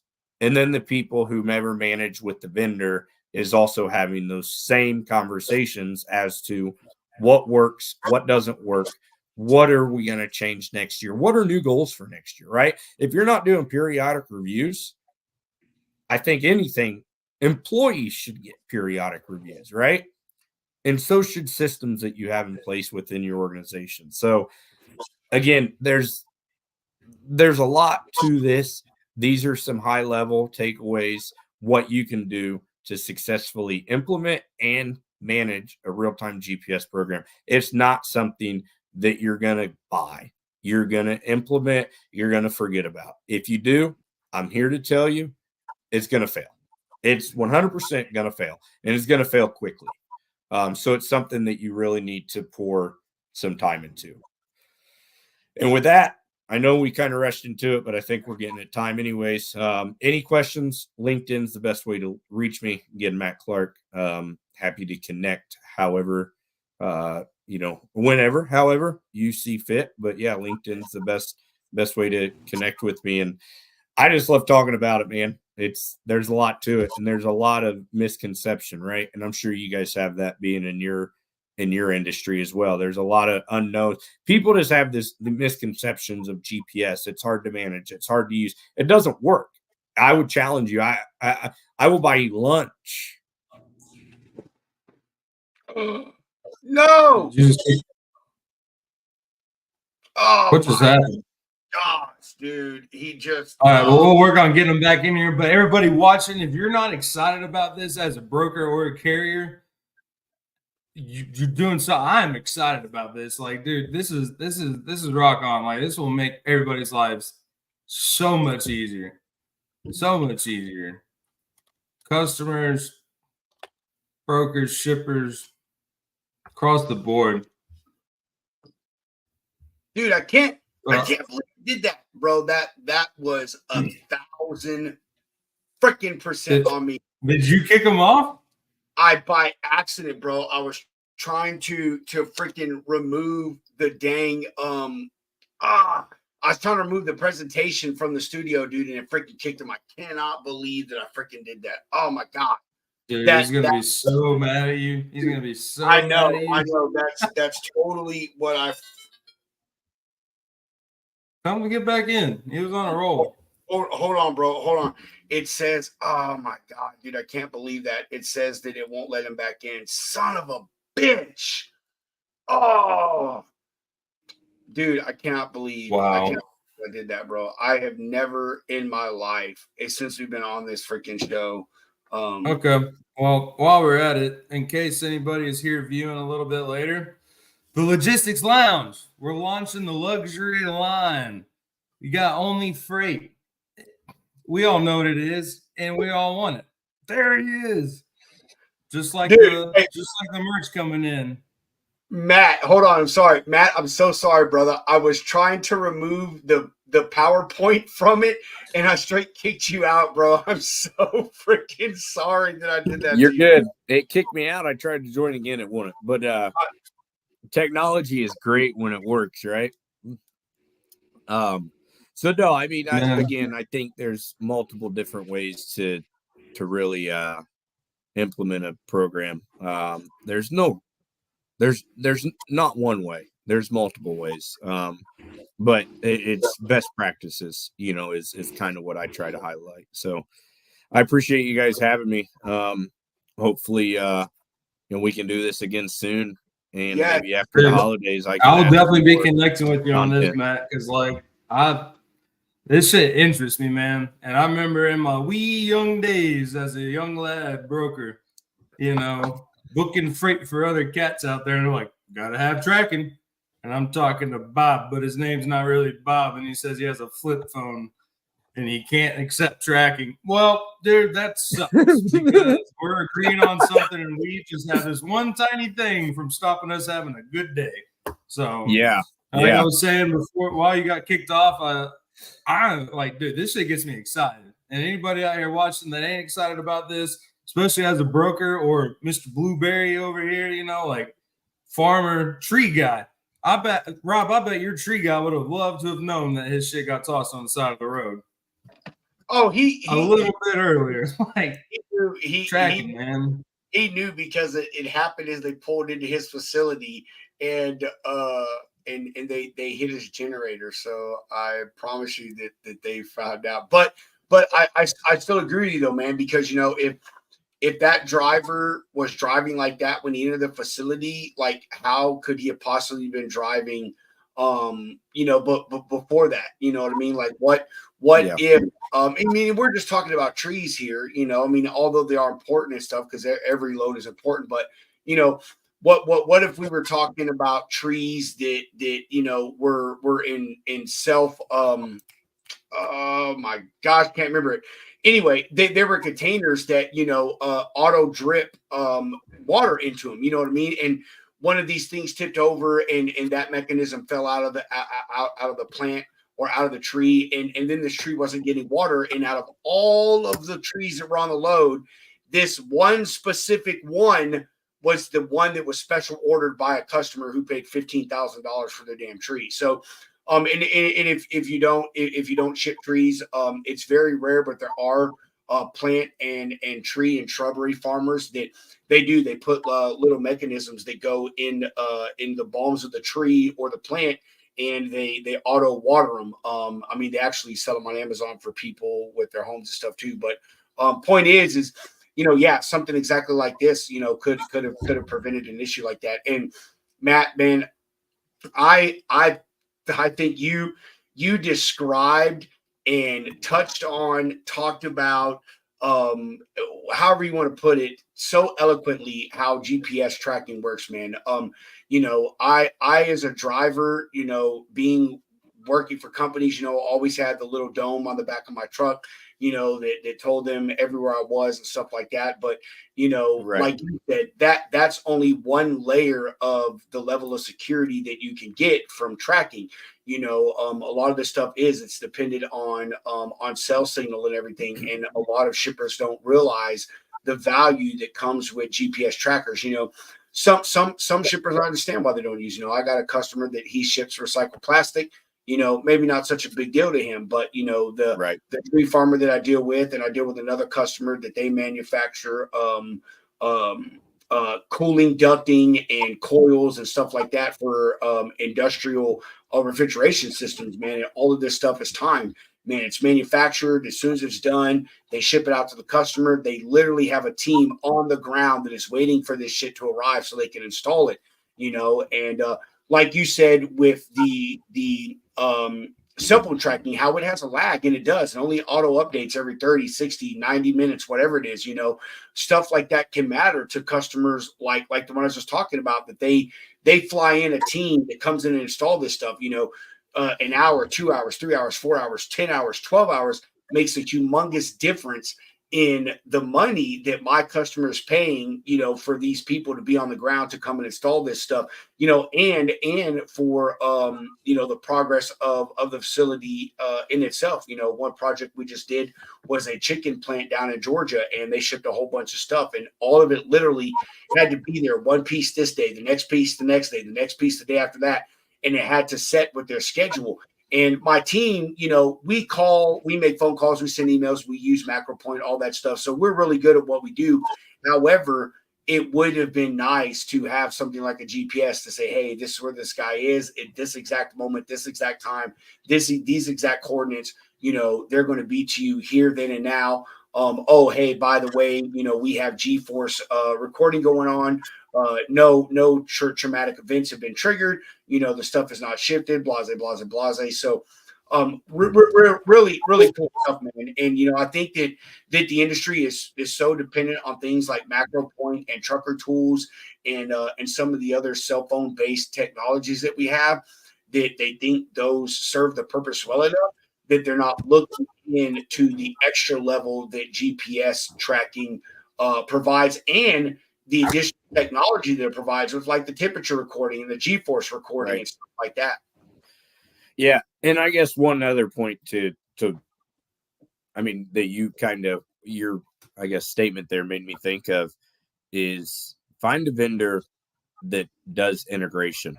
And what I mean by that is they can integrate, they have APIs to integrate into your, your trucker tools, your dispatch tools. That way you're not managing two different dashboards. You're not managing another application. It's all integrated into what your day-to-day uses.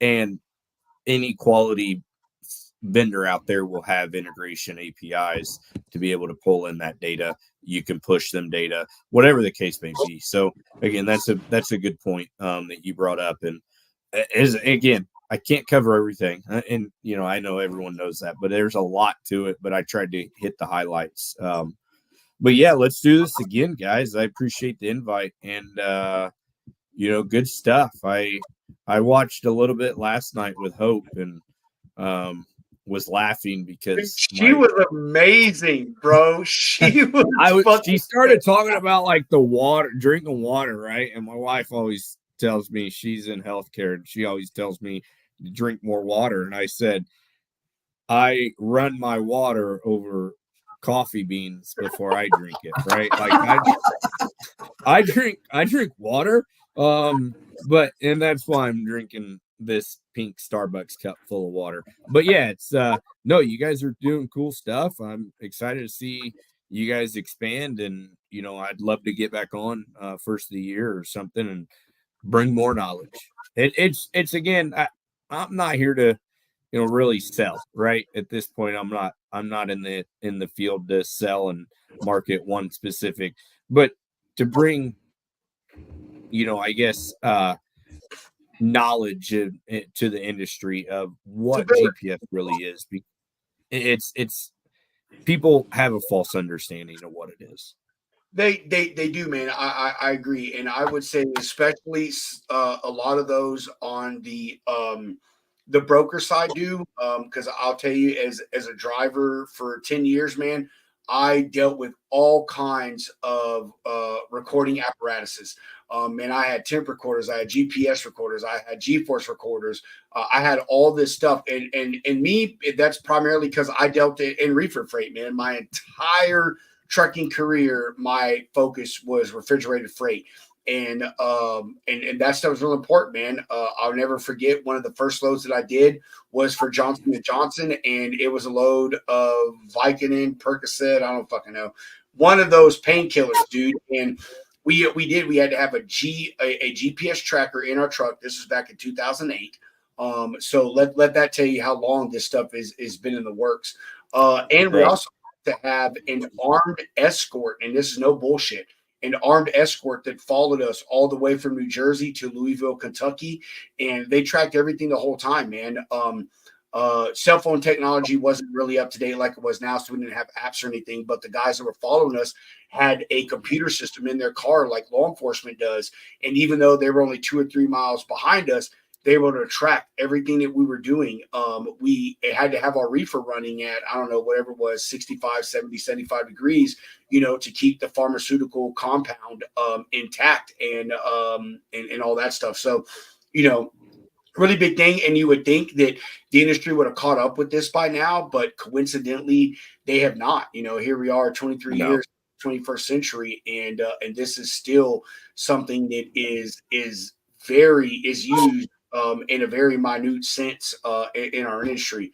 And Hunter talked about the seafood stuff. I have a seafood customer, and one of their shipments that I did last month, the value, and this was only 15 pallets, was $500,000. I mean, so it's absolutely nuts. Not only is it high value, but it's temperature sensitive. It's specifically it's crab. You know what I mean? So like there's a very small window of getting this stuff out of the ocean, onto the boat, out of the boat, into the facility, manufactured, processed, into containers, onto the truck, from the truck to the distributor, from the, like, dude, all of this happens in a span of like 72 hours. And every single bit of this is tracked and regulated. And they want to know every step of the way. So it has an extreme importance. And Matt, I want to say that you touched on this and described and provided information on this at a level that I don't think anyone would have expected. which I personally appreciate. I'm a geek about things, and when I hear about something new, I want to know all the intricacies of it and all the little small, minute details. And I think you Absolutely. very, very, very well. No, I appreciate it, man. And I appreciate it. I love talking about it. I'll talk for days about it. Funny story, and then we'll jump off air. I know it's getting late. People got to get to bed to plan freight in the morning. But talking about seafood, there's a company I worked with a few years ago. He needed devices it was coming out of Caribbeans up to the US. It was seafood, and talking to the guy, asking him, kind of getting some specifics to really align the solution that he needed. Make a long story short, he gets devices. He wants to track the container from time of origin all the way through sitting at, I just lost train of thought, sitting at the port and then all the way to destination. Didn't really care much after it was on the boat. And I'm like, oh, that's interesting. So we're talking, and I'm like, hey, what's kind of the temperature range that this product needs to be at? And he goes, temperature range doesn't matter. All I need is light detection. And I'm like, well, it's seafood. Like, temperature range does matter. And he goes, I'm not utilizing this device to track temperature for product integrity and quality. I'm utilizing this because we have an issue with our containers getting cracked, product being removed, cocaine being put in place of our product, and containers being resealed. And I'm like, and he goes, I need to know if and when the doors are open. I'm like, you never know why people utilize it, right? It's various reasonings. And to that point, like, he knew if that reefer was on that ocean container, that it was good. He had communication from the reefer. So he needed that light sensor because there was an export problem of these containers being exported or being open. Cocaine was being put on. And now when it gets to where it's going, the container's being confiscated. And now my product is gone. And now my restaurant that was relying on my product has no product. And so it's a big issue. I will say that, man, you got to give credit where credit is due, but credit to you cartels for understanding the value of freshness in your product.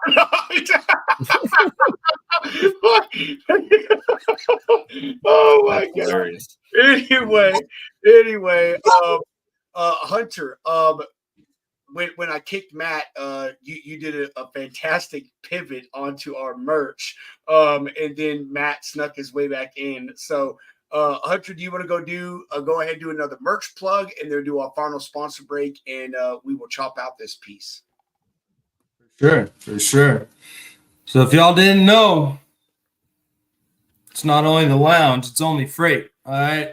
I love About that. to be dropping some heat on you guys, okay? We want feedback. Give it to us. If you like it, let us know. If you hate it, let us know.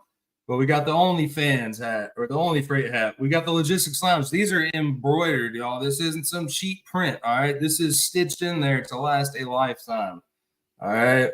We're going to have some different variants. We're dropping beanies. It's cold outside. How do you want to stay cool when you're warm? The lounge, all right? No way to be cooler. Here we go. We got some different colors in this. Also embroidered. We're not doing cheap here, all right? We're not doing cheap. We're dropping T-shirts. The lounge. What is that? That's the champion brand right there for champions in the lounge, all right? Got different colors dropping. Look how cool that guy is. That's my best friend. Never even met him. But he's in the shirt, okay? We're going to have some different colors in this as well. Look at that. You got a little heather gray. If you don't like that, boom, white. We got white. All right. We got another lounge T-shirt, comfort colors. This is embroidered. All right. You don't have to worry about it fading, nothing like that. It's going to be nice, and you're going to know it's there. Got a couple lounge shirts, big and small. From double extra small to double extra quadruple large. All right. For the ladies and the guys in the lounge. Got some different variants here, but you know, Matt, I think you'll appreciate this one. But you wake up in the morning, want to have a cup of Joe. We got the 10 ounces, we got the 15 ounces, we got the 20 ounces. But it's only freight and it's only coffee, just like it's only water running over beans. Okay. The store's gonna be dropping here soon. Give us some feedback. Like I said, y'all. Let's just stay in the lounge. And you can't lounge without the lounge wear. Live Laugh Logistics. That Hey, was you need to do marketing for a I living. know. I'm just saying, change your career path. I know, bro. That was like one of the sickest plugs ever, Hunter. Oh my god, I love I'm gonna make that our first snippet, dude. I'm gonna snippet that. He said it's only water over coffee beans. Oh my god. We gotta, dude, we gotta make a custom mug for Matt that says that on the opposite side. It says only freight, and on the other side, it says it's only water over coffee beans. Absolutely. It's only Oh, beans. I love that shit, man. Oh, dude, that was amazing. All right. All right. We're going. Oh shit. Let me get my laugh under control, bro. Oh my God. Oh, my stomach's hurting. That was a real good. That was a real laugh right there. All right. We're gonna end our show with our final sponsor break. AccuBid Pro been our sponsor since day one. If you're an owner operator out there, you're wondering why you're not making money. I'm gonna tell you right now, it is because you do not know your cost per mile. But if you go to the Google or the Apple store and download the AccuBid app Pro, which right now, since they're a sponsor on Logistics Lounge, you get your first month for free. After that, it is only $19.99. But I tell you, that is a small cost for the amount of money that you're going to make from using this app. So give Jimmy Durden and his team over there a holler, or just go download the app. Tell them that you heard about it from the Logistics Lounge. Leave them a review in the App Store, and also tell them that you heard it from the Logistics Lounge. Don't be a victim of cheap freight anymore. Take back control. These are turbulent times for the transportation industry, with companies merging or even closing their doors. Whether you're going out on your own or leasing on with a new company, know your operating costs. Look out for you and bid better with AccuBid Pro. That's what I'm saying, man. I can't wait to have Jimmy back on next week, dude. I love that guy, man. Matt, you got to watch that show. Jimmy Durden, super cool guy. The app that he has is just absolutely amazing. So, want to jump on over to our newest sponsor here, Shoreline Capital, Clint Weston and his team over there, holding it down out of Utah. Look, if you're a business, whether you're in logistics, you're a carrier, you're a broker, you're even a shipper, you're in the manufacturing industry, you're in the retail industry, and you have this stack of invoices that you're looking at, and you're like, damn, I could really use all of this money right now. Well, Shoreline Capital is going to help you out with that. You're going to send those invoices over to them. Clint, Nick, and their team, they're going to look them over and say, bam, these people are good for do business with. They're going to factor that invoice. They're going to deposit that money the next day into your account. And by the way, if you got a problem during the process of you submitting that invoice and getting paid, you want to call Clint at 2 o'clock in the morning, you tell him that Rob said that you could call him at 2 o'clock in the morning. Fantastic people over there. We'll also have Clint on the show next week to talk about their service. Really excited about that. Really great people. And we highly recommend them for all your factoring services.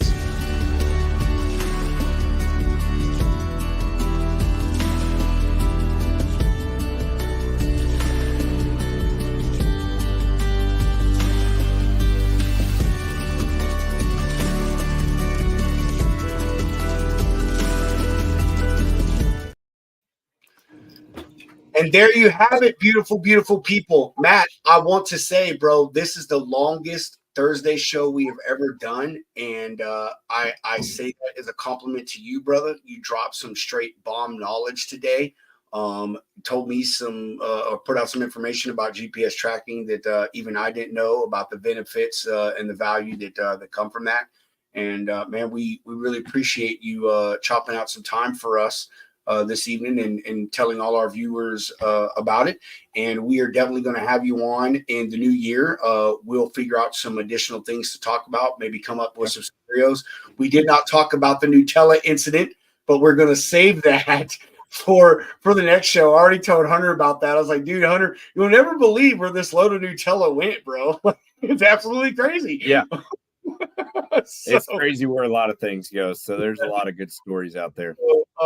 yeah, man. Next time we'll have you on and we'll talk about some further stuff, touch on these things again. And with that, does anyone have any closing comments? Matt, do you have any closing comments? I appreciate you guys having me. Really do. I hope the viewers found some use in the knowledge I shared. Again, it's hard to cover everybody.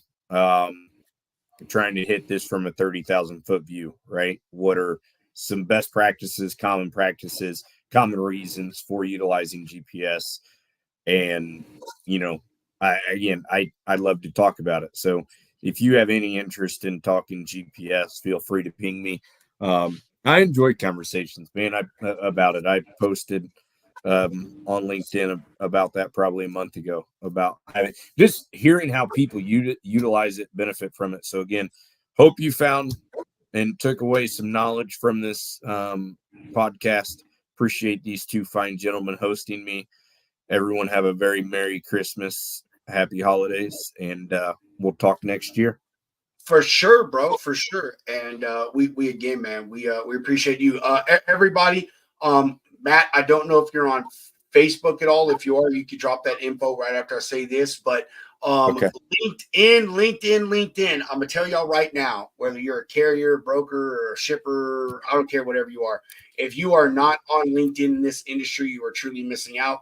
Facebook is one thing, but if you really want to connect and turn yourself and connect with real professionals in this industry, people like Matt, Dr. Dre, and myself, you need to get yourself on LinkedIn. Y'all can see his name is Matt Clark. Just go on LinkedIn, search him up. Y'all can follow him. He puts out some good content. You can ask him questions, touch base with him. He can lead y'all in a good direction as far as his GPS tracking stuff. Matt, or the Logistics Lounge, you can go there and find me there because I'm always liking their stuff, giving them credit, sharing it up. So it's good. And we appreciate it, bro. We surely appreciate it. Hunter, you got any closing comments, my brother?